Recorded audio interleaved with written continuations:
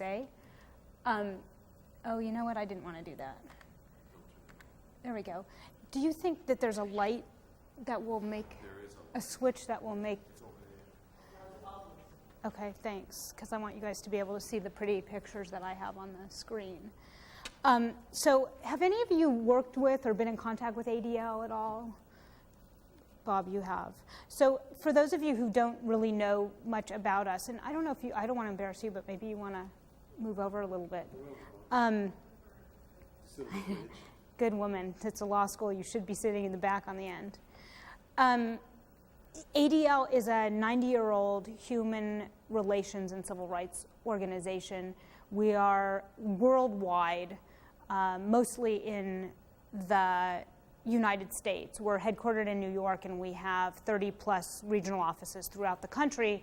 The local office covering this area is our office out of Seattle. And we have many programs and services that we offer the community in regard to fighting bigotry and discrimination and hate of all kinds. We have educational programs for K through 12 students. We have educational programs for college students on the issue of diversity, anti-bias training for teachers and students alike. We also spend a lot of time, and I spend a significant amount of my time training law enforcement officers on how to recognize and respond to and actually be proactive on the issue of hate crimes in the community. And we help people deal with complaints of discrimination, employment, housing, public accommodation, and whatnot. And what I'm going to do today is talk with you a little bit about the issue of hate or extremism on the internet. And so I really want to have a dialogue, particularly because we have a smaller group today, but usually it is my style to engage with my audience on these particular issues. So for the next 45 minutes or so, I thought we would really talk about some of the issues in regard to the internet, and of course I'll show you some of the gory details in regard to what is on the internet, websites, chat rooms, and otherwise. Why don't we start by just taking 10 seconds or so and talking about how we all use the internet. Just educational purposes, like what? For legal research. Legal research, absolutely. Why else do you all use the internet? Entertainment, like what? For me, it's ESPN.com. Okay, ESPN.com, checking scores, or do you actually watch games? Both. Both, Well, okay. clips of games. All right, so we have that. Why do you use the internet? Just general information. Can you give me some examples? Scores, checking on colleges. Great. Shopping, looking at other educational institutions, getting all that information. Why do you use the internet? Email, of course. That is my curse, and I love it at the same time. So communicating. And with whom do you communicate through email? Me. You, Bob. Okay. Oh, one other thing, news. I actually, a lot of people, it's cheaper, I guess. So you, for example, go to like usatoday.com and you get a prescription. Right. Subscription. Right, absolutely. It's much cheaper than buying your newspaper subscription and having it delivered to your house. And it's quicker, right? Okay. What do you shop for online? And why would you shop online rather than going to the mall? I don't purchase online. I shop to find prices, comparison, shop. Okay, and that's certainly much easier to do from your chair at your desk than it is running from store to store. It's less time consuming, and you have access to literally the whole world of shopping rather than just the local mall. Airline tickets, great. Travel. Amazon.com for books, and what else? CDs, music. And I'm also teaching a course online using the Blackboard system. My students are Canada. Okay, so we have educational purposes in that regard as well. Do you email anybody out of the country? Okay, no one out of the country. Does anyone email? Well, Canada, you email people out of the country. Is it cheaper for you to do it via email rather than telephone? Well, I do it at Gonzaga, so I'm not paying for it. But in most situations, for instance, I have friends who live abroad. It's certainly much, much less expensive to communicate with them via email than it is to pick up the phone and call them. In your email, do you guys send spam emails? You don't? Oh, good for you. You can be my email friend anytime you want. You send spam emails? You send an email to more than one person at a time. Like you might send one email that goes to 20 people. Okay. And so that saves you time and money, right? Because you can reach all of those people all at once. I mean, I have lots of different lists of people. I keep in touch with about 200 law enforcement officers in regard to hate crimes and extremism. And I just send them a blurb when there's something relevant that's happening, right? So there's 200 people at my fingertips with a click of a mouse in the same amount of time it would take me to reach one person by phone or snail mail, right? Okay, so that's a really good examples of why we all use the internet. What about particular sites, either aesthetically or speed-wise, time-wise, what attracts you to particular sites? I know. Or the information that you get? Well, yeah, the information. Like I go to certain sites with the expectation to get certain information. Like sports, right? Okay. Why do you go to ESPN rather than, say, the New York Times or another news outlet that may give you sports scores? Because the coverage is going to be more comprehensive. They're going to have every score, every team, every league. New York Times will just have that region. Okay, so you're looking for one type of information that's given to you in a very comprehensive way. Good. What other reasons would you go to a particular site over another? Well, for conferences, if you want to find out about a conference, if you want to put in a proposal, register for the conference, it's all there. Okay, good. So we have a comprehensive place. Like Amazon.com is probably also a good example of that because you could buy lots of things from books to refrigerators, right? Or mops and brooms on Amazon.com. So we use comprehensive sites that give us the most amount, the biggest bang for our mouse click, right? Why else might you go to a particular site? Do you go to any sites because they're easy to navigate? Yes, you do. You want to give an example? Well, I think it's easy to navigate when you just use them over and over certain sites and you use a lot, so then it's easier to use them, so you think they're easier to navigate. Okay. Do any of you use a particular site because of its aesthetics? You do. I hate to keep going back to this example. I'm just thinking like It's okay. ESPN. I'm a sports fan, so. Because it's better than like, I'm a huge basketball fanatic. Whatever. Okay. Okay, so ESPN is better than NBA.com because, precisely because of that. Like they're going to have something on the cover page of the ESPN home site, and then on the NBA link they're going to have something else, which is NBA is just plain. It's going to have one thing there, which is the layout is ugly. Okay, great. Now, my question is, if you were a member of a hate group, why would you either use the internet as a person accessing the internet, or why would you use it as a person who has a website that you want to, where you want to reach people who are using the internet? Probably wouldn't, but I think that as a guy would watch it. Oh, okay, good. You are a smarter, you would be a smarter hater. Okay. Actually would, because I mean I don't know the ins and outs of it. Ron is probably way more on point than I am, but I would think that free speech and you'd be allowed to disseminate ideas. I'd be careful of the wording whenever I put on my site. Like I definitely wouldn't advocate violence, but I would say, I don't know, I'm not a hateful person, but I would say, I don't know, if you don't like people with green eyes, then no, I wouldn't say that. But I would use it as a means of disseminating information and attracting maybe like-minded people. Attracting like-minded people. How would you do that? Pictures, images.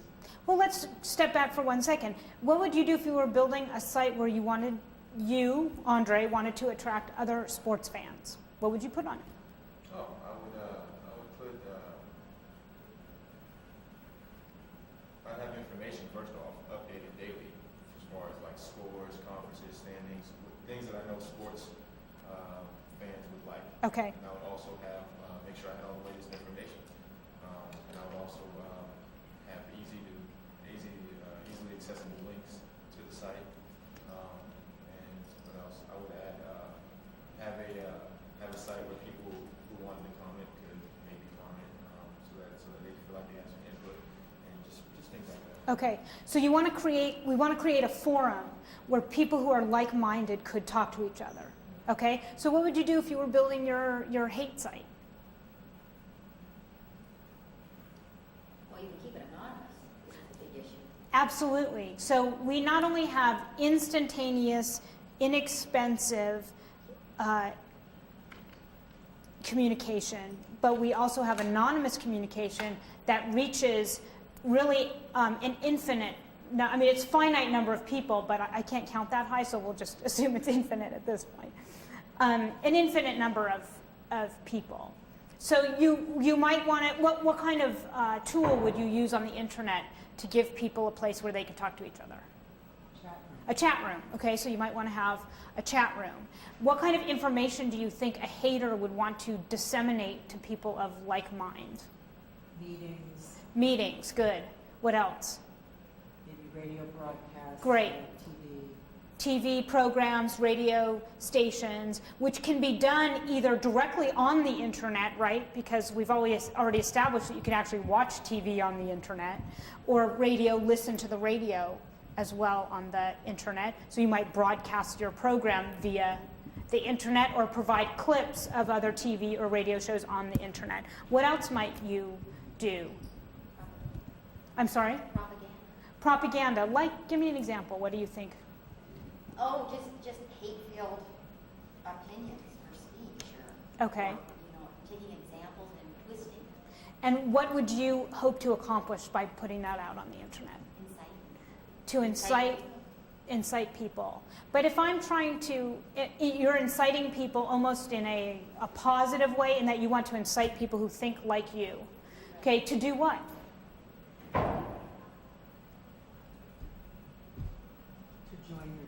To join your group. Or Validate your thoughts and your beliefs. Okay, or somehow act on your like beliefs maybe in their area, because in the Good. internet I may be communicating with somebody from New York, and I'm not going to maybe start their own group in New York. So that excellent.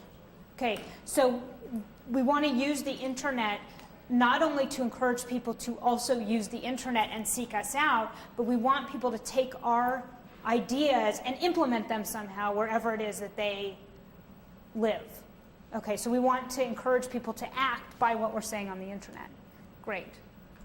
Okay, so in that regard, let's take that thought, and we've just talked a little bit briefly, and I'm going to talk more about how we would use the internet and how we do use the internet. Should the internet be regulated in some way? Yes. How? Well, I would argue the same. My goodness, I'm such a lawsuit. That's okay, I'm such a lawyer. I would argue in the same way that we regulate, for example, speech. Certain speech civilly can be an assault. Okay, It's the same way. People know, like Dean Bradley mentioned, propaganda. mm-hmm. Put propaganda is for a purpose. Mhm. So somebody who is a member of one of the hated groups is going to have a certain reaction, much like somebody who may be in fear of being assaulted would have that same similar reaction. So I would argue that to some degree, I can't believe I'm arguing for regulation, but I would argue at least to some degree that it should be regulated Okay. because of those reasons. Okay. Is the internet truly a free-for-all where anybody can say anything they want, say and do anything they want? No. What are Child porn. child porn? Good. Okay. What else is restricted? People's access. Not everybody has access. Not everybody has access, but let's talk more in the law-making world rather than the economic or access Bombs, like you can't, world. certain things with firearms, I guess, things like that. Is that regulated, your ability to put bomb recipes on the internet? No. Mm-mm. Not yet. There's been attempts to do that. Is child porn, I don't know, is child porn regulated? Because it seems to me, from what I've read, and for some information that I get sometimes from I don't know who, Mm-hmm. that it's not, and it's fairly accessible, and that people can gain access that easy. Is it illegal?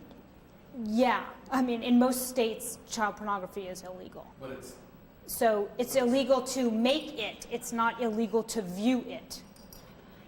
but you can't Unless view you it might if it's have an not intent made. to do, right, exactly. But the viewer isn't the one that may be punished. The maker, the producer, is the one that can be punished. Okay, I don't want Okay. to drag this out, So- but I'm just curious because there are cases that I read about in the paper where a person, that they actually set a trap for someone. Right. It depends on your state law and what it says. Because the California, Washington, Idaho is probably different laws as to what you can and can't do and what you can and can't view. It is illegal, but it does happen. Right, absolutely. So anything that is illegal offline is illegal online.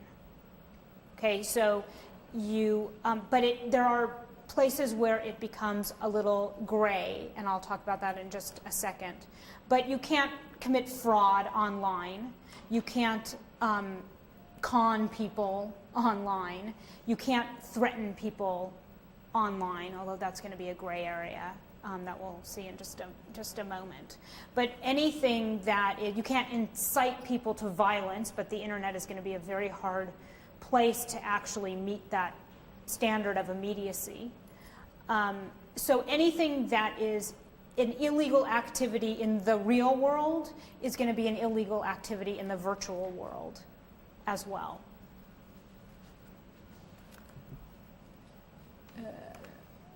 Oh, look, it scrolls. That's what I want. Okay.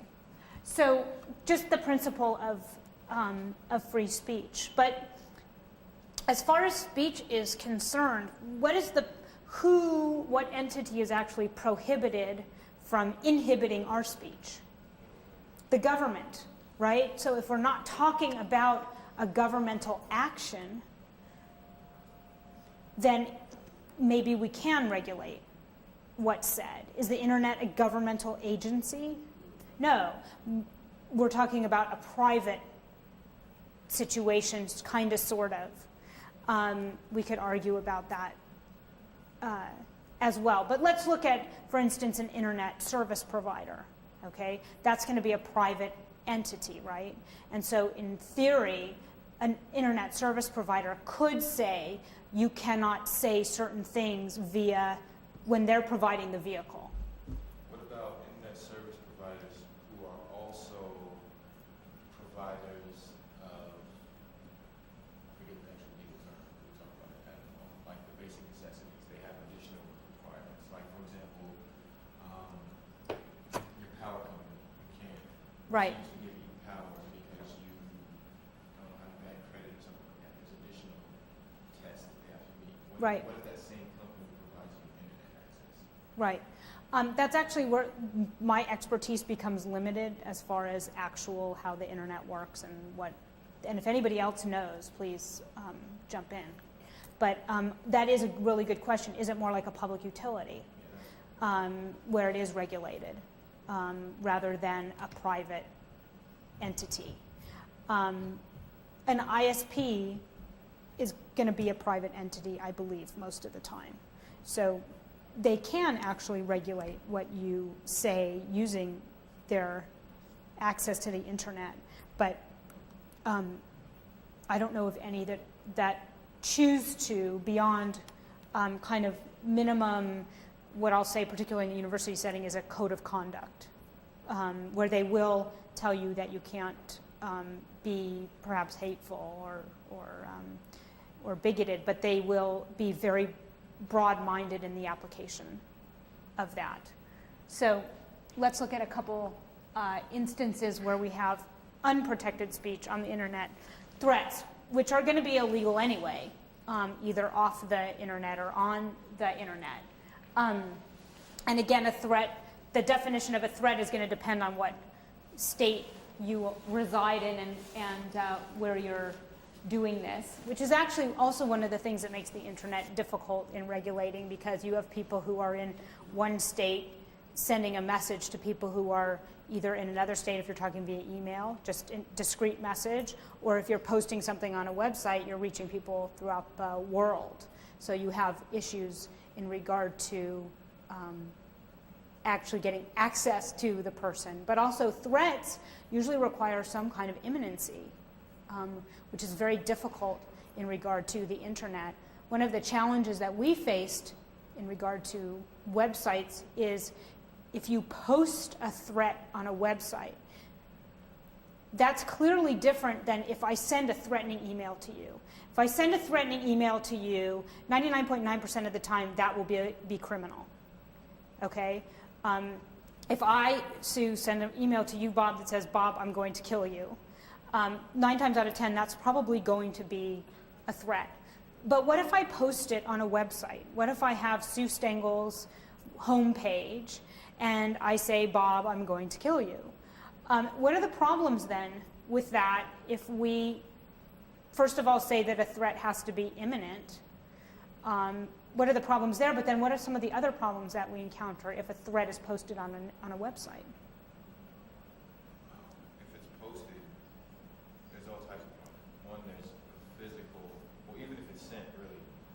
But if it's posted, there's no guarantee that you are in the physical distance to inflict with that imminent threat. So there's no, at least from the defendant's standpoint, there's no imminence there, because you could say, hey, look, yeah, I sent you an email, Bob, saying that I was going to kill you, and only problem is you're in Washington or in New York or New Hampshire. Okay, so we do have those issues with email. Some of the time we do. And also, you could send me an email and I may not pick it up for a week. Okay? We also have the lack of a verbal cue with a threat over the internet. So someone may say, I didn't mean it, it was a joke. But let's talk about the website issue. What are some of the other issues that we face? Not on an email, but with a website. If I post a threat on Sue's homepage. Well, who it's directed to. Okay, if I just don't use somebody's full name, if I just say, Bob, I'm going to kill you, we don't really know who it's directed to. But what are some of the other issues? If it's a general threat, it doesn't even use his name. There's arguably no threat, really, because there's no I lost half my person screen. that it's aimed at. Okay. I mean, do you say it's aimed at a person, or do you say it's aimed at all people who fit within this hated class? Okay, I want to talk about that in just a moment. But let's talk, what are some of the other issues in regard to posting something on a threat, an actual threat on a website? Well, it almost provides you with a defense that if you were really truly going to do it, you would never have posted it on the website. Okay, there's that. But what else? What are some of the access issues? What? Exactly. What if you never see it? Okay? You never go to Sue's homepage. But what if you're told by Jerry, Bob, Sue's homepage has a threat to you on it? Okay? Does that... So there's that issue of access. Did you really see it, and do you really know that it's there? And is there an issue, and this is really just a question, is there an issue about that threat if either you saw it firsthand or you would never have gone to my homepage had Jerry not called you and told you to come visit it? So we have that as an issue. And this is something that actually ADL looked at quite closely in trying to see if we could write legislation that would deal with threats posted on a homepage, but it's really very difficult to do. You know, I don't remember what happened, but what about that website where they had the fanatics that were encouraging, I think, were they people to kill doctors? I have that, so we'll go and look at it. Harassment. It's illegal on the internet, just like it is in person. Civil harassment or potentially criminal harassment. Incitement to violence. We talked about the problem with imminency. And libel. You can sue people for libel or defamation if they do that to you on the internet. What is not showing up on the bottom of that screen is the issue of group libel, which I think is something that you raised. And that would be something like, let's say, I have a white supremacist website and I say, kill all of the N-word people, okay? There's no such thing as that. It's not criminal or civilly liable. You don't have group libel where you can and I'm using liable and libel, you can't sue someone and you can't hold them criminally liable for saying, I think that all white people should die or kill all the white people. There's no such thing as that in our laws. Here are a few cases that were, in fact, prosecuted successfully. The first was the Machado case. This happened in my backyard at the University of California, Irvine. It was a very famous case at the time because it was the first one of its kind, where Mr. Machado sent an email out to a large number of people with Asian-sounding last names. And he said something akin to, Asians are the cause of all the problems on this campus, and I'm going to make it my life's work to hunt you down and kill you. And he was prosecuted. His defense was that it was a joke. And he actually, the jury was hung the first time around. He was tried twice before he was convicted. The second case was Quan, very similar case also in my backyard at Cal State, LA, and other places around the country where someone sent a threatening email. Quan sent a threatening email. This Pennsylvania case you guys may know of because the victim actually moved up to the Pacific Northwest. This was the case of Bonnie Juhari, and a white supremacist put her picture up on the website with her hanging from a tree, and it said, everybody needs a tree, here's your tree. I don't know whether if this case had actually been litigated all the way through, if it would have been held to be a threat. The defendant defaulted, or I shouldn't, it was a civil case, so he defaulted on the judgment, and so because of that she won her case, but she was very, very scared and moved to the Seattle area where they actually followed her. She was really afraid for her life. And the Planned Parenthood is the case that you were talking about, and we'll see the website in just a moment, where this case is still being litigated. It's a fascinating case. It's gone through the Ninth Circuit. The Ninth Circuit heard it en banc as well, and now it's going, they've petitioned for cert to the Supreme Court. And the issue is, what is the standard of a threat that should be looked at in this particular case? Because what happened is they were listing abortion doctors, and if you were alive, your name was in black. If you were injured, your name was gray, and if you were killed, your name was crossed out. And so the question became that website and then a number of posters during protests regarding the doctors, and they published the doctors' names, home phone numbers, car license plates, kids' names, wives' names, husbands' names, and things like that on the internet.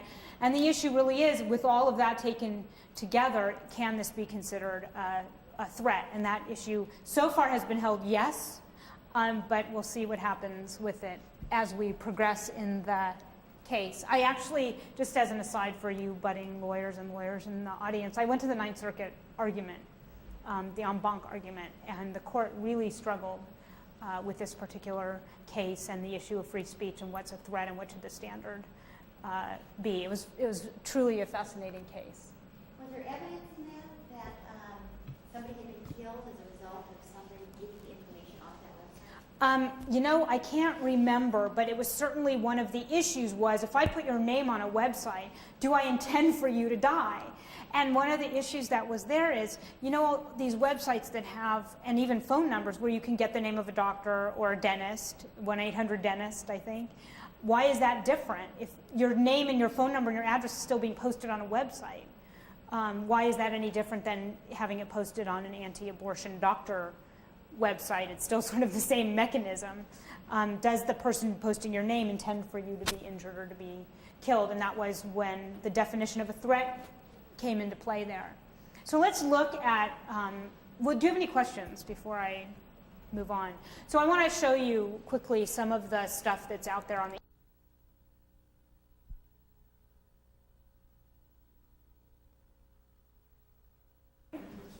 Well, you can just actually look at it, but when you read that excerpt, right, then you kind of, your eye goes this way and then your eye goes this way and you start to see you get a taste of what it's really all about. So we have issues of, the anonymity comes into play, but also the issue of credibility. And when we talk to teachers about this, particular teachers of young children, talk about critical thinking. because someone's going to have to discern for a young child what's real and what's not on an internet site. And when your student cites to this site as being authority on who Martin Luther King Jr. was and what he stood for, there's probably going to be something problematic about that. This site is run by a member of the National Alliance. Does anybody know who the National Alliance is? They are a white supremacist organization out of West Virginia, a very sophisticated white supremacist organization, one of the most sophisticated, I would say, and one of the most violent as well. And one of their members runs this website, sort of the not real truth about Martin Luther King Jr. Recruiting. We touched on it just slightly, but we all agreed that if we ran a hate group, we would want to reach out to people and draw them in to our beliefs and potentially get them to carry out their beliefs into actions. And so there are a number of organizations that have actual membership applications online. I'm sorry if I'm a better door than a window. This is your neighbors, the Aryan Nations. This is one of the applications, membership applications that you can have. Am I in a bad spot for all of you? Okay, I'm tied to the camera, so says the cameraman. I apologize that you can't see this, but this is the World Church of the Creator. Anybody know who they are? Tell me what you know about them. I just know that they're a white supremacist group. I think they're out of the South, like Mississippi or something. They used to be headquartered in Peoria, Illinois, and they just moved to Wyoming, kind of, sort of. At least they say they've moved to Wyoming. They attempted to move to Wyoming. Wyoming didn't really want them.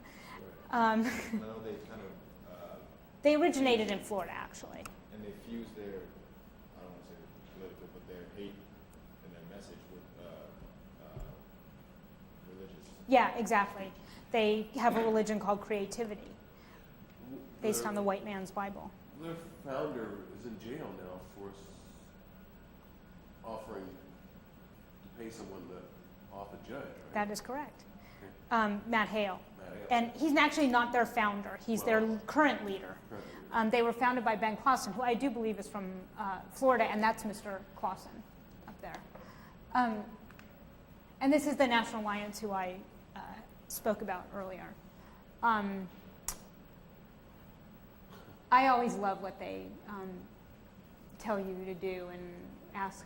One of them a long time ago used to make you swear that you had never had sex with somebody of a different race who wasn't white and things like that. Fairly entertaining.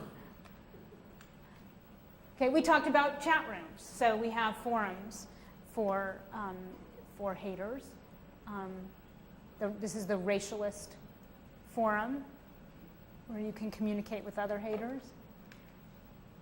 And this is the Planned Parenthood case we were talking about. This is the actual website from that particular case. And you can see, and here actually the colors are different than what I described. But you can see the name crossed out up there. She died. More likely she was killed. And another one over here. And you can just see the difference in the colors that they use, which indicates here black means they're working, gray, they're wounded, strike through is a fatality. David Gunn, remember, his case was relatively famous in the East.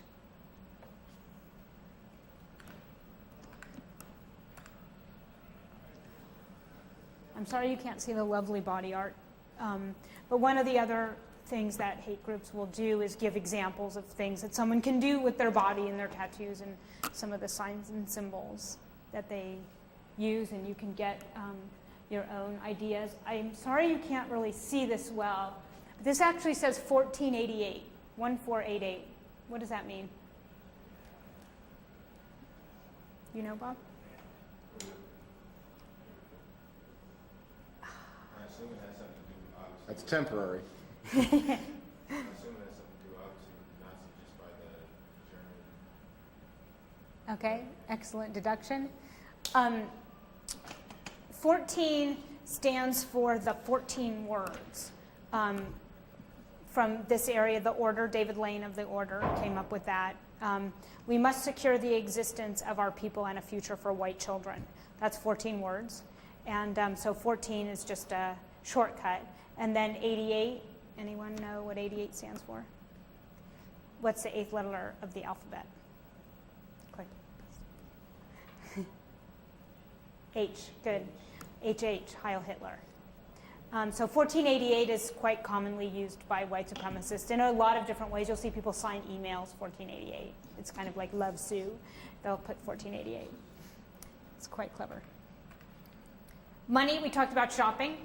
But in this regard, we're talking about actually not only shopping for rings or T-shirts or music, but also raising money from selling that merchandise to fund the organizations.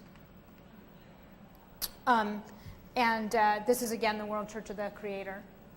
I want to support the fight against the haters and the anti-white bigots. So here's another way to raise money, send in your contribution, sign up.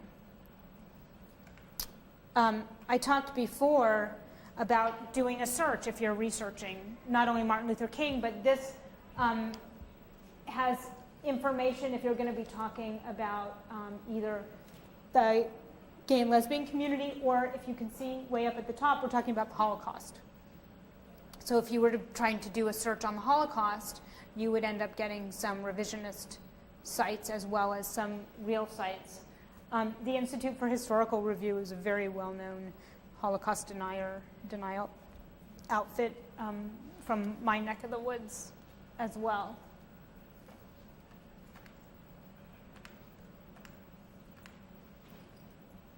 Ben Smith, you remember who he was? Anybody remember who he was? He was a member of the World Church of the Creator. He went to the University of Illinois where Hale was. And he's the guy who went on the shooting rampage a few summers ago and killed Ricky Birdsong, the coach at Northwestern basketball. And he killed, I apologize because I don't remember his name, an Asian American who was at the University of Indiana. And then he killed himself. But he was a big fan of World Church of the Creator websites and went on and looked at what they were all about and ended up killing people. Oh, you can't see, sorry, Ricky Birdsong's over there in the corner.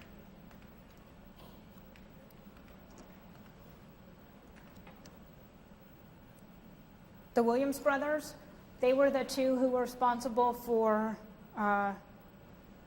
bombing an abortion clinic in Sacramento, firebombing synagogues in Sacramento, and killing a gay couple in Sacramento. One of them committed suicide in prison, and the other one just got sentenced to never getting out.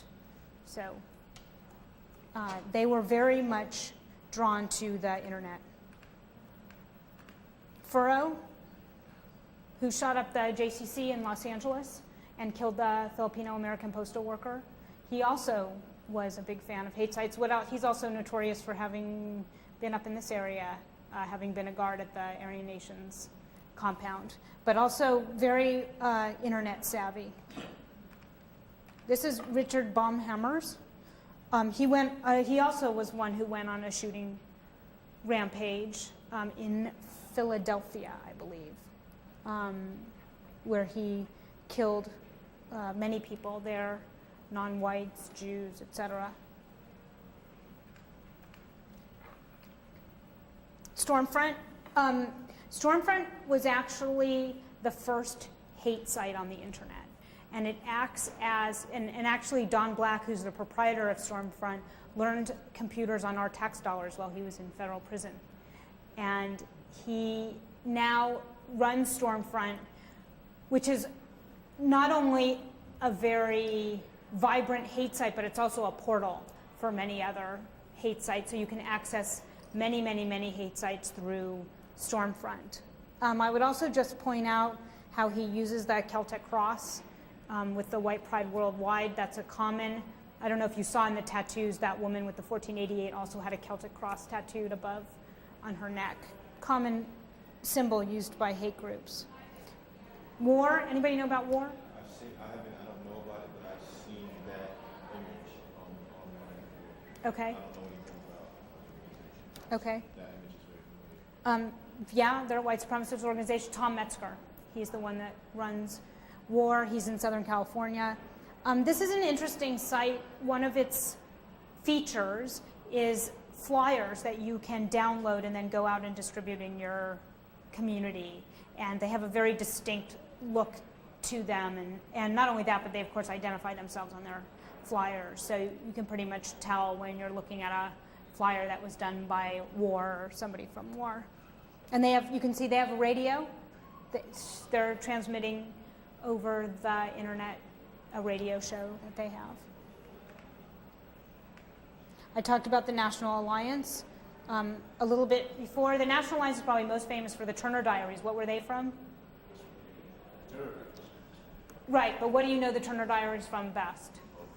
The Oklahoma City bombing and Tim McVeigh. So Pierce, who was the head of the National Alliance, who has since died, wrote the Turner Diaries under a pseudonym. But this is their website. They're very, I said before, they're very sophisticated. They have a book catalog and a magazine. They have a radio show. Basically, they use the media in a very savvy kind of way, including the internet. I mean, just like you can use Visa, MasterCard, American Express, kind of like Amazon.com for white supremacists. Music is a big deal. What do you think the hate movement uses music for? Oh, stir up emotions. Same. I mean, music has a very psychological effect. Right, absolutely. Right, it's a huge recruiting tool. So much so that this site is Resistance Records. It's the largest distributor of hate rock, of hate music. And William Pierce, when he was alive, recognized the power of music, bought Resistance Records because he was an old guy and he realized that in order to keep the National Alliance vibrant, he had to recruit younger people into his organization. And one of the ways he sought to do that was by buying Resistance Records and selling them. And not only that, but it's an enormous profit maker for them as well. You guys know all about the identity church movement from the Aryan nations. Whoops. And also Scriptures for America, which is from Colorado. So here's their website. The Aryan Nations has a very nice, relatively sophisticated website. We talked about some of the ways that we're attracted to websites. So look at some of the aesthetics that are presented and the ease and the comprehensiveness of the websites. The National Alliance, we haven't seen the Church of the Creator just yet. Actually, I wonder if that was... here we go. The Church of the Creator. This is their logo, the W. It's pretty commonly out there on flyers and whatnot. One of their symbols. You have a nice guy with a Heil Hitler under his Church of the Creator flag. And then here's their most recent website. And it doesn't talk about the judge, but this guy, the Assistant Attorney General, is somebody who was the guy who was going after Hale. So now he's on their website. So what purpose does it serve to put the name of somebody who's your enemy up on a website? Oh, something should happen that happens to them. Right. Wouldn't that be terrible? So what's their agenda?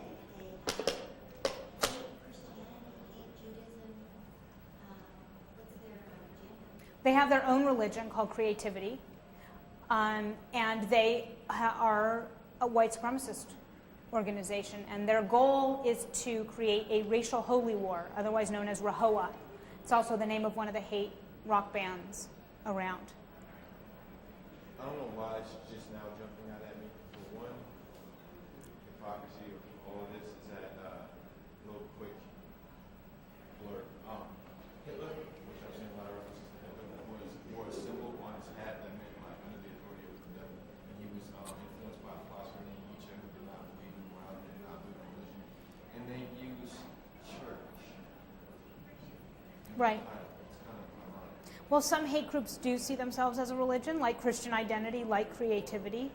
They get their hate from their religion, and other groups completely denounce religion, like war is a very anti-religion type of hate group.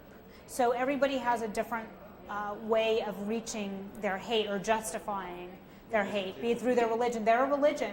In fact, in Wyoming, one of their members was claiming religious discrimination by the bank because the bank was not going to lend money to him when he moved there.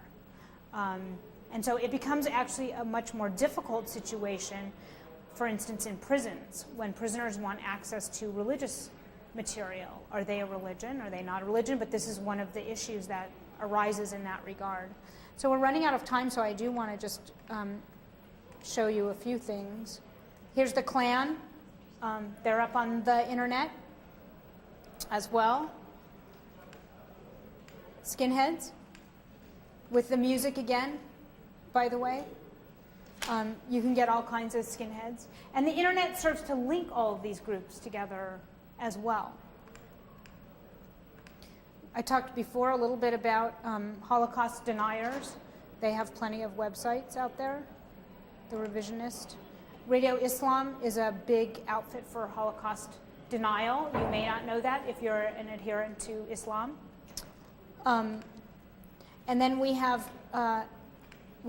Muslims who hate Jews, and on the flip side,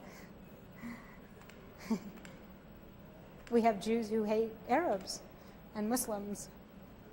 The JDL, we talked a little bit at lunch about my old friend Irv Rubin, and he's dead now.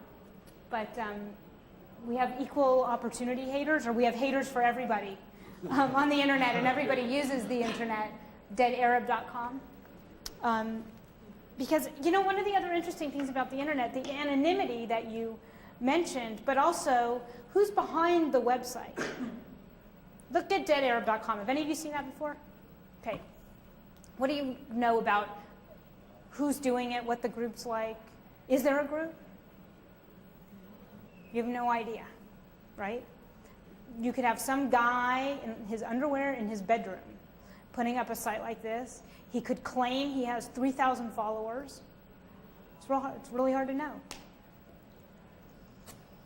And that's why those of us who are in the world of doing fact-finding work always have to match what we see on the internet with what's going on the ground to know exactly who's behind what and what they're doing. So let's look at some of the ways that people might be able to combat hate on the internet, because we've basically established that we have a venue or a vehicle for an outlet for speech of almost any and all kind, except for what might be criminal or civilly unacceptable. So there's a number of different ways that individuals are trying to combat hate on the internet. One of them is by the ISP, and I'll show you in a second the AOL Terms of Service and what they've decided to do with that. University servers. There's a lot of websites that take a university name. You may be a student at a university, put the university logo on your website. You're shaking your head, so you must know all about that. Has nothing to do with the university, except for maybe you're a student there, right?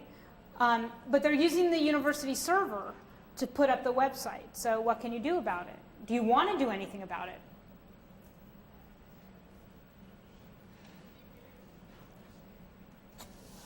It's a difficult question, but if you do, and if you're a public university, you have First Amendment issues now, because now you are the government, and you are limited in how you can regulate people's speech. And so you have to come up with a content-neutral way of regulating speech. So what might one of those ways be? I think they're up here, yes? Yeah. So we might limit it using the server for educational purposes only. That might be one way to limit it, but that could be a very, very broad category. You may be only when you're doing work for the university can you use the server. So there are ways to do it, but most of the time universities are quite reluctant to regulate how people can use the internet. And finally, we have the ability to filter some of that information, which I'll talk about in just a moment. But I wanted to look at, this is the AOL Terms of Service. And you can see that they have actually chosen to limit what people can do with the ISP using their server. And ADL has had the opportunity in certain circumstances where we feel that sites do violate terms of service. What we'll do is we'll call it to the attention of the ISP and say, look, you chose to put in these terms of service, and we're just asking that you abide by your own terms. And we think that this Klan site, let's say, or this Aryan Nation site crosses the line and violates your terms of service. And we think that you should take it down because of that. It's another issue as to whether or not you want to advocate for ISPs to have these kinds of terms of service. And that's an issue that we have struggled with. And of course, you can always fight bad speech with good speech, which is what ADL does as a practice. And in fact, we have come up with a filter for hate sites that's accessible through our website. And it is a site-based, not a word-based filter, so you don't have some of the problems that word-based filters have. So whenever a new site pops up, you add to your... It's updated, right, regularly. And it's meant to be a tool for parents to use with their children. We don't advocate that it be put in libraries or schools or any other place like that. We're very sensitive to the free speech issues that are involved. And this is us, if you want to call on us or contact us. Are there any questions?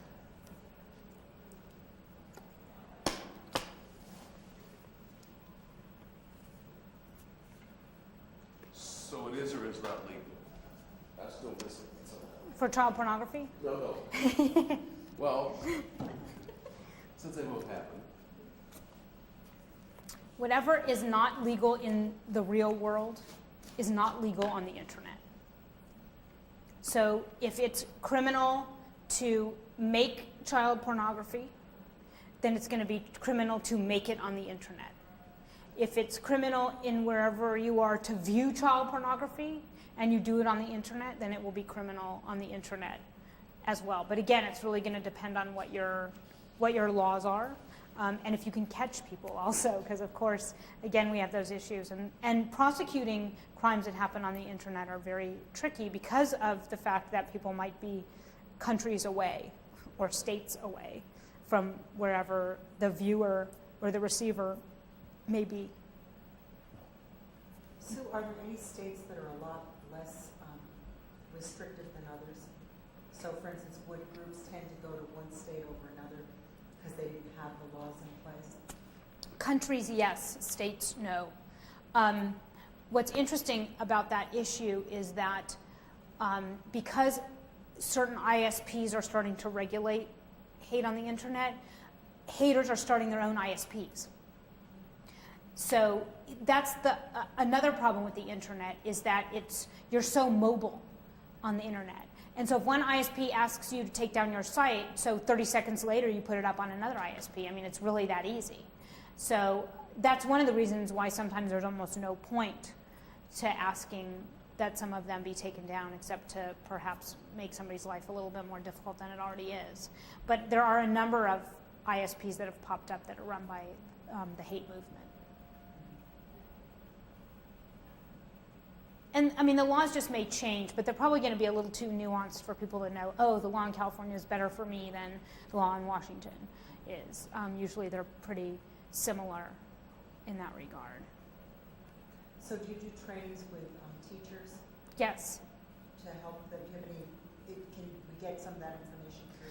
absolutely. All you have to do is contact us, call either the Seattle office. You can reach any of our offices through our website. There's a way to reach all the local offices and get all our information. So yeah, and one of the things we do is talk to teachers about how to help kids do critical thinking and when you're dealing with the internet. We have an affiliated organization. There's ADL was an arm of an organization called B'nai B'rith, and there's a B'nai B'rith in Canada, but we are separate organizations. We just work very closely together. So, any other questions? Well, thank you for coming. Thank you.